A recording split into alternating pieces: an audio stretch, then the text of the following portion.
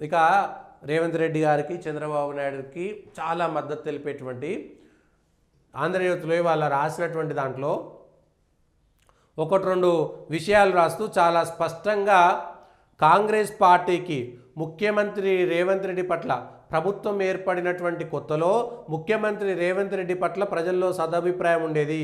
క్రమేపీ అది కనుమరుగుతోందన్నటువంటి వార్తలు వస్తున్నాయి. కేసీఆర్ కుటుంబం పట్ల ప్రజల్లో సానుభూతి ఏర్పడకపోయినా ప్రభుత్వంపై సానుకూలత కొరవడటం రేవంత్ రెడ్డికి నష్టం చేస్తుంది.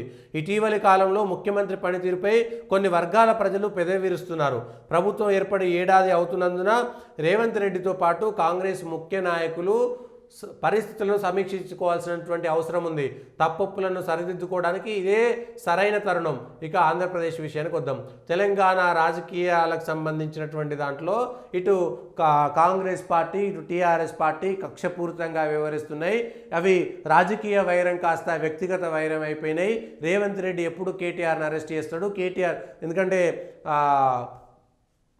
కవితను అరెస్ట్ చేసినా కూడా ప్రజల్లో సరైనటువంటి సానుభూతి రాలేదు. కాబట్టి రేపొద్దున కేటీఆర్ను కేసీఆర్ను అరెస్ట్ చేసినా ప్రజల్లో సానుభూతి రాకపోతున్నటువంటి మాట చెబుతూనే ముఖ్యమంత్రి గారికి రేవంత్ రెడ్డి గారికి చంద్రబాబు నాయుడు గారికి మద్దతుగా ఉండేటువంటి పత్రికలో చాలా స్పష్టంగా వచ్చినటువంటి వార్త తెలంగాణలో కొంత ప్రజా వ్యతిరేకత ప్రభుత్వం పైన ప్రజా వ్యతిరేకత వచ్చిందనేటువంటి విషయాన్ని స్పష్టంగా చెప్తున్నారు. కొన్ని వర్గాలు పెదవి విరుస్తున్నాయని ప్రభుత్వం యొక్క తీరు పైన ఇప్పటికైనా కాంగ్రెస్ పార్టీ ప్రభుత్వము సమీక్ష చేసుకోవాల్సినటువంటి తరుణం ఇదే. చేతులు గాలిన తర్వాత ఆకులు పట్టుకుంటే లాభం లేదు.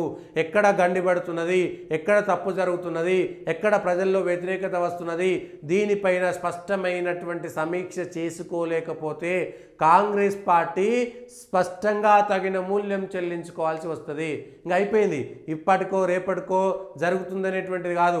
ఏడాది అయిపోయింది. హానీమూన్ పీరియడ్ కూడా అయిపోయింది. ఇక కాంగ్రెస్ పైన వస్తున్నటువంటి వ్యతిరేకత ఇటుక మీద ఇటుక కట్టినట్టుగా గోడ మీద కట్టినట్టుగా ఒక్కొక్కటి ఆ వ్యతిరేకత పెరుగుతూ ఉంటే దాన్ని కాపాడుకోవాల్సినటువంటి బాధ్యత ఆ వ్యతిరేకత ఇవాళ కాంగ్రెస్ పార్టీ ప్రభుత్వం పైన వ్యతిరేకత వస్తుందని టీఆర్ఎస్ మిన్ను బీజేపీ మిన్ను బురద జల్లితే అధికారంలో ఉన్నటువంటి పార్టీ సమాధానం చెప్తే మాత్రమే ఇవాళ ప్రజలు నమ్ముతారు. కానీ మీ తప్పులను కప్పిపుచ్చుకోవడానికి ఇటు బీజేపీ పైనో అటు టీఆర్ఎస్ పైనో లేకపోతే కేంద్రం పైనో అదానీ పైనో అంబానీ పైనో నెపం నెడితే ప్రజలు ఎందుకంటే 1, 2 కాదు, మీరు ఇచ్చినటువంటి 6 గ్యారంటీలు, మీరు ఇచ్చినటువంటి మేనిఫెస్టో, మీరు అన్ని నియోజకవర్గాల్లో ప్రచారం చేస్తున్నప్పుడు ఆయా నియోజకవర్గంలో ప్రజలకు ఇచ్చినటువంటి వాగ్దానాలు, ఇచ్చినటువంటి మాటలు ఒక్కసారి సమీక్ష చేసుకోండి. 119 నియోజకవర్గాల్లో ఎన్నికల ముందు రేవంత్ రెడ్డి గారు ఎన్ని సభల్లో పాల్గొన్నారు, రాహుల్ గాంధీ గారు ఎన్ని సభల్లో పాల్గొన్నారు, సోనియా గాంధీ ఎక్కడెక్కడ మాట్లాడారు, ప్రియాంక గాంధీ ఎక్కడ మాట్లాడారు, మల్లికార్జున ఖర్గే ఇతర ముఖ్య నాయకులు ఆయా నియోజకవర్గాలకు ప్రచారానికి వెళ్ళినప్పుడు ఇచ్చినటువంటి మాటలు ఏమిటి, ఆ మాటలు నెరవేర్చబడ్డాయా లేదా, మేనిఫెస్టోలో ఇచ్చినటువంటి కాక ప్రత్యేకంగా ఇచ్చినటువంటి హామీలు కూడా అనేకం ఉన్నాయి.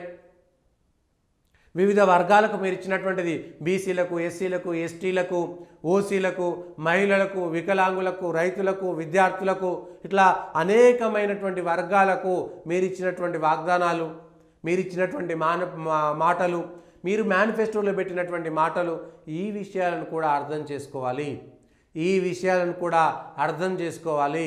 దీనిపైన కూడా సమీక్ష చేసుకోవాలి.